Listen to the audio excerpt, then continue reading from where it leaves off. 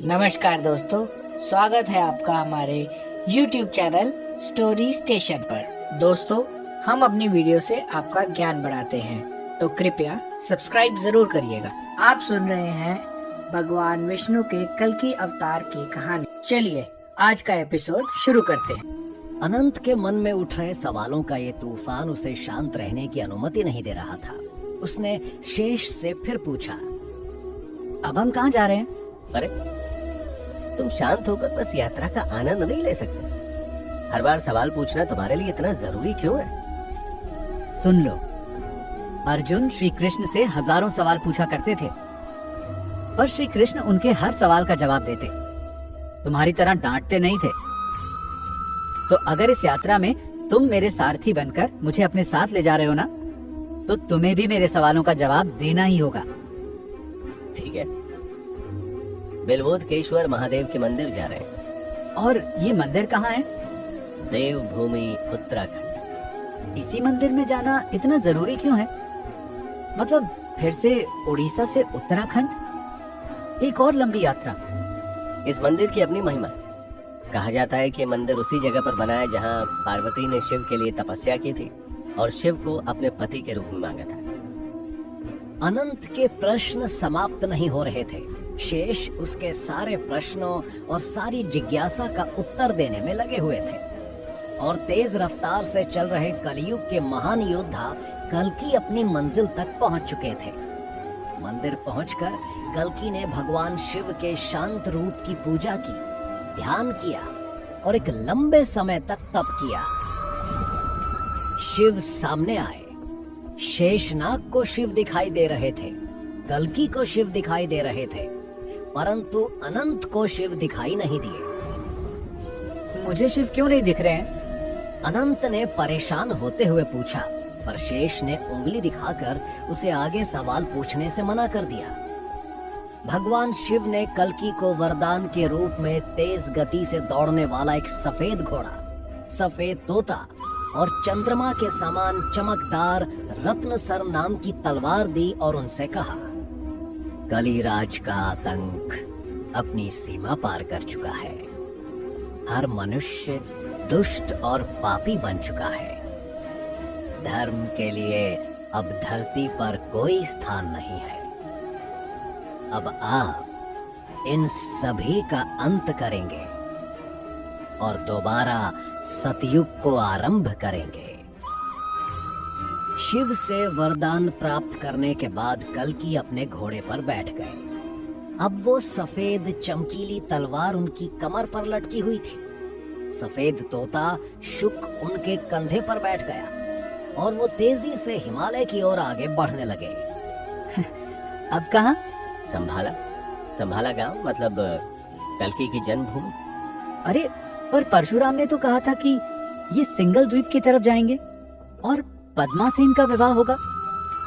वो भी होगा, पर ऐसा तो नहीं है कि यहाँ से निकलकर सीधे सिंगल द्वीप पहुंचा जाए, वहाँ के राजा से जाकर कहें कि मुझे आपकी बेटी से शादी करनी है। हर चीज का एक तरीका होता है।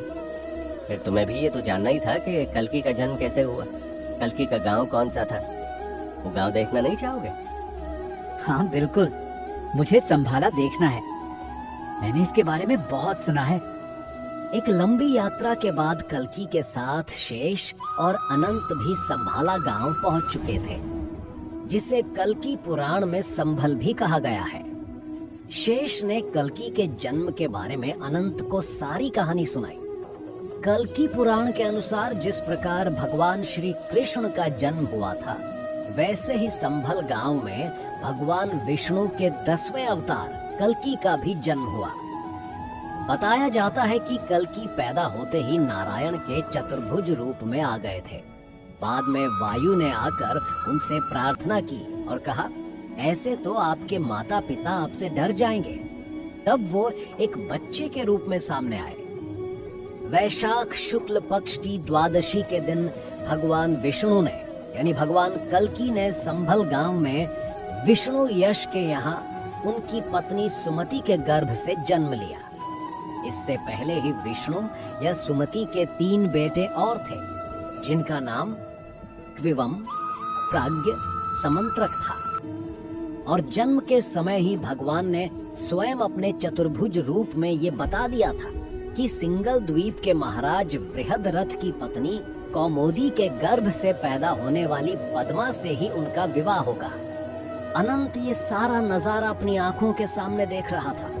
वो संभल ग्राम के लोगों को खुशियां मनाते देख रहा था। तभी उसे ऐसा लगा जैसे आसपास की हवा बदलने लगी है। उसे एक अजीब सी ऊर्जा का एहसास हुआ। उसने शेष से पूछा, ये कैसा एहसास है? शेष ने सामने इशारा किया और अनंत ने देखा कि भगवान विष्णु के 10वें अवतार कल्की से मिलने सप्त चिरंजीवी परशुराम, कृपाचार्य, वेदव्यास, अश्वत्थामा, हनुमान, विभीषण और राजा बलि स्वयं भिक्षुक के रूप में आए हैं। वो तो भिक्षुक हैं। शायद बच्चे के होने की खुशी में कुछ लेने आए हैं। अनंत सप्त चिरंजीवियों को पहचान नहीं पा रहा था। शेष ने एक बार फिर ध्यान से देखने के लिए कहा तो इस बार अनंत को 7 चिरंजीवी नजर आ गए, जिन्होंने भिक्षुक का भेष बना लिया था। वे सभी चिरंजीवी जो भिक्षुक के रूप में आए थे, उन्होंने जाते हुए उस बच्चे को कल्की नाम दिया। अर्थात विष्णु यश के यहाँ पैदा हुए विष्णु के 10वें अवतार को कल्की नाम 7 चिरंजीवियों ने ही दिया था। अब आगे क्या होगा? विवाह। ये सही है, पर मुझे एक बात का अफसोस है। मैं शिव को नहीं देख पाया। शिव से मुलाकात आसान नहीं है। अगर शिव से मिलना चाहते हो तो पहले तुम्हें वासुकी से मिलना होगा। वासुकी कौन? शिव के गले का हार। बिना वासुकी के शिव से मिलना असंभव है। अनंत को सांप और नाग से डर लगता था। उसने अब की बार कुछ नहीं कहा और उदास चुपचाप शेष के पीछे खड़ा रहा। अब उसे इंतजार था पद्मा और कल्की की मुलाकात का। अगला एपिसोड सुनने के लिए चैनल को करें सब्सक्राइब, लाइक, शेयर और कमेंट करके हमें जरूर बताएं आपको ये एपिसोड कैसा लगा। धन्यवाद दोस्तों।